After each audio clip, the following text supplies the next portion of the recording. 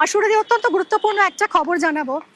এখন থেকে সরকারি যাবতীয় কাজকর্ম, নথিপত্র লেখা সবকিছু হবে বাংলায়। আজ বিধানসভায় এরকমই ঘোষণা করেছেন মুখ্যমন্ত্রী শুভেন্দু অধিকারী। অর্থাৎ যাবতীয় সরকারি ফাইল, সেটা এফআইআর হোক, তার মতন গুরুত্বপূর্ণ ফাইল, কাজকর্ম সবকিছু হবে বাংলা ভাষাতে। এমনকি শুধুমাত্র রাজ্যের মধ্যেই নয়, কেন্দ্র এবং রাজ্যের মধ্যেও যে সমস্ত ফাইল আদান প্রদান হবে বা চিঠিপত্র লেখালেখি হবে, সবকিছু হবে বাংলা আর হিন্দিতে। আর এই যে সিদ্ধান্ত, এটা কার্যকর হচ্ছে 1 সেপ্টেম্বর থেকে। আজ বিধানসভায় স্পষ্ট ঘোষণা করে দিয়েছেন মুখ্যমন্ত্রী শুভেন্দু অধিকারী। কথা বলবো, আবির রয়েছে আমার সঙ্গে, আমার সহকর্মী।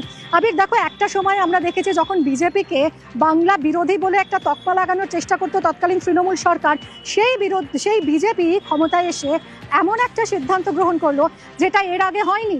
যাবতীয় বাংলা কাজ এবারে, সরকারি কাজ এবারে বাংলা ভাষায় হবে। কি ঘোষণা করলেন আজ মুখ্যমন্ত্রী?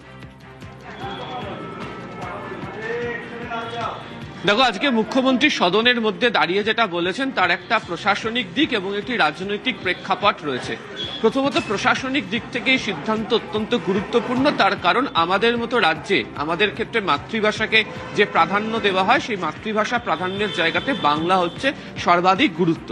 এবং যেহেতু রাজ্য সরকারের তরফ থেকে সাধারণ মানুষকে পরিষেবা দেওয়া হোক বা সাধারণ মানুষের সঙ্গে তাদের যে নিত্য নৈমিত্তিক যোগাযোগ বৃদ্ধি করার যে কার্যাবলী হোক, তার প্রত্যেক ক্ষেত্রে যদি মানুষ তার নিজের ভাষার ক্ষেত্রে সুবিধা পান, সেটা তাদের ক্ষেত্রে বুঝতে অনেক সুবিধা হবে। শুধুমাত্র শহর কেন্দ্রিক তো সরকারি ব্যবস্থা কাজ করে না, প্রান্তিক অংশের মানুষজনেরা সরকারের কাজের প্রতি তারা নির্ভরশীল হন। বহু জিনিস রয়েছে, বিশেষত আজকে যেমন তিনি নিজেই উল্লেখ করছিলেন, ভূমি ও ভূমি সংস্কার দফতরের কাজ, বা ধরো হচ্ছে প্রশাসনিক ক্ষেত্রে দাঁড়িয়ে যখন কোনো অভিযোগ দায়ের করায় তা কাজ। অর্থাৎ সুশাসন প্রতিষ্ঠা করার লক্ষ্যে এবং প্রত্যেক দিনের নিত্য নৈমিত্তিক যে পরিষেবা তা মানুষের কাছে পৌঁছে দেওয়ার লক্ষ্যের জন্য যে ব্যবস্থা গ্রহণ করাটা দরকার ছিল, তার একটা পুরোটাই বাংলা ভাষার মধ্যে দিয়ে হয়ে যাবে। এর রাজনৈতিক প্রেক্ষাপটের একটা অংশ তুমি উল্লেখ করেছো। ঠিক যখন বিজেপি এখানে বিরোধিতাতে ছিল, তুমি জানো যে তৎকালীন সময় রাজ্যের যে শাসক দল ছিল তৃণমূল কংগ্রেস, সেই তৃণমূল কংগ্রেসের তরফ থেকে লাগাতার আক্রমণ করতে গিয়ে বিজেপিকে বাংলা বিরোধী বলা হতো। এমনকি বাংলা অস্মিতা নিয়ে তৃণমূল কংগ্রেসের তরফ থেকে নানা ধরনের আন্দোলন, নানা ধরনের তাদের যে বক্তব্য, নানা ধরনের কর্মসূচি তাও তারা চালিয়েছে।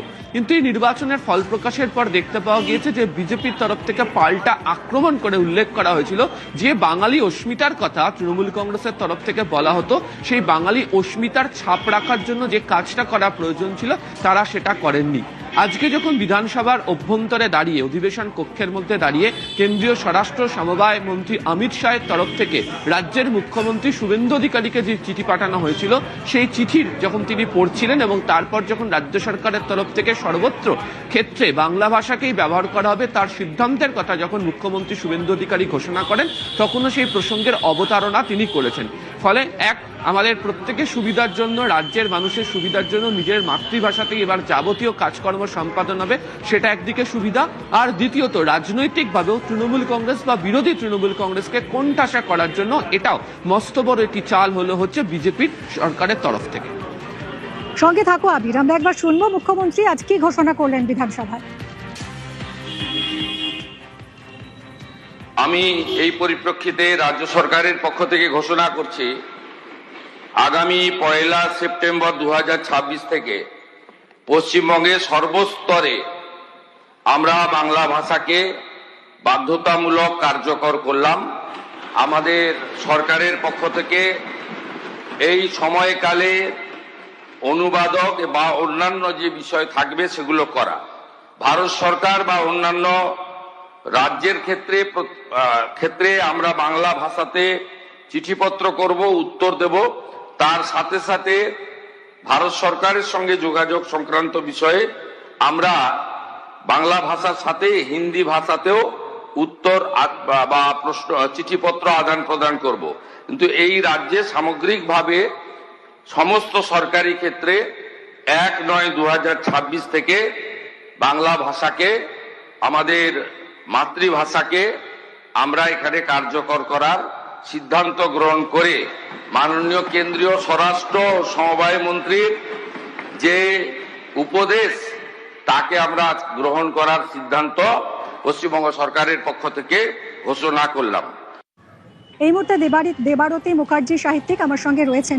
দেবারতী দি, আপনার প্রতিক্রিয়া জানতে চাইবো। এই যে 1 সেপ্টেম্বর থেকে কার্যকর হতে চলেছে বাংলা ভাষা, সব সরকারি কাজে বাংলা ভাষা বাধ্যতামূলক করা হচ্ছে, কিভাবে দেখছেন এই সিদ্ধান্ত? অত্যন্ত সদর্থক প্রস্তাব। পৃথিবীতে প্রায় 7,000-এর বেশি ভাষা আছে, কিন্তু শুধুমাত্র চর্চার অভাবে প্রতি 14 দিনে একটা করে ভাষার মৃত্যু হয়। এবং আমি যেহেতু আগে চেন্নাইয়ে চাকরি করতাম, সেখানে দেখেছি তারা কি প্রচন্ড ভাবে নিজেদের যে সংস্কৃতি, নিজেদের ভাষা নিয়ে তারা খুব অত্যন্ত সদর্থক ভাবে তারা সেটাকে লালন করেন, পালন করেন। ভাষা তো একটা বহমান, ভাষা নদীর মতো বহমান। ভাষা কিন্তু বেঁচে থাকে চর্চার মাধ্যমে, এবং সেটা যত চর্চা হবে, আমাদের গত 15-20 বছরের গ্লোবালাইজেশনের জন্য হোক বা যে কারণেই হোক, পশ্চিমবঙ্গে একটা ধারণা আছে যে বাংলা বলা মানে শপিং মল থেকে 5 স্টার হোটেল, বিভিন্ন জায়গায় বাংলা বলা মানে সেটা বুঝি আর কি স্বল্প শিক্ষার পরিচয়। তো মাথা উঁচু করে বাংলা বলুন, তার কারণ আমরা বাংলাদেশের 21শে ফেব্রুয়ারি নিয়ে মাতামাতি করি, কিন্তু আমি আমার উল্লাসকর উপন্যাসে লিখেছি যে আমাদের শিলচরে, আমাদের দেশের শিলচরে 11 জন বাঙালি 1961 সালে এই বাংলা ভাষার জন্য প্রাণ দিয়েছিলেন। তো এই বাংলা ভাষা নিজেদের নিজের মাকে ভালো না বাসলে যেমন অন্যের মাকে ভালোবাসা যায় না, আগে যেমন নিজের মাকে ভালোবাসতে হয়, তেমনি আগে আমরা মাতৃভাষাটাকে ভালো করে জানি আর আমাদের ভবিষ্যৎ প্রজন্মকে ভালো করে বাংলা ভাষাটা শেখাই। তাহলে একটা জাতির যে শিকড়টা শক্ত হবে, সেটা আমাদের ক্ষেত্রে হবে।